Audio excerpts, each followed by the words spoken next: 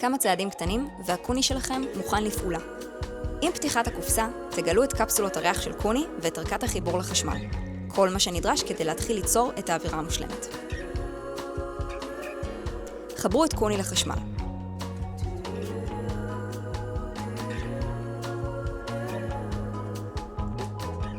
הסירו את המדבקה מכל קפסולה. דחפו פנימה את הלשונית, החלק העליון, והוציאו את השסתום, החלק התחתון האדום. ואז הכניסו את הקפסולה בצורה מדויקת למכשיר. הורידו את האפליקציה של קוני בחנות האפליקציות, אפסטור או בגוגל פליי. פיתחו את האפליקציה, מלאו את הפרטים האישיים ליצירת החשבון. או התחברו באופן מהיר דרך חשבון הגוגל או האפל שלכם. אשרו שליחת עדכונים מהאפליקציה. לחצו לחיצה ארוכה על כפתור ההפעלה ואל תשחררו, עד שהנורה התחתונה מתחילה להבהב. סרקו באפליקציה את קוד ה-QR שנמצא בגב המכשיר. סמנו V כדי לאפשר גישה לשירותי המיקום ולהבטיח חוויית שימוש מלאה. התחברו לרשת האינטרנט הביתית דרך האפליקציה.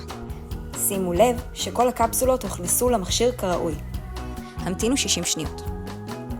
היכנסו לתפריט באפליקציה ולחצו על סינכרון קפסולה חדשה. המכשיר יבצע 2 סיבובים מלאים, ובסופם הקפסולות יופיעו בצג האפליקציה. כעת תוכלו לשלוט על תזמון, עוצמה ובחירת ניחוח ישירות מהאפליקציה. במידה ואין באפשרותכם לגשת לאפליקציה, ניתן להפעיל את קוני באופן ידני. הקסם של קוני מתחיל עכשיו.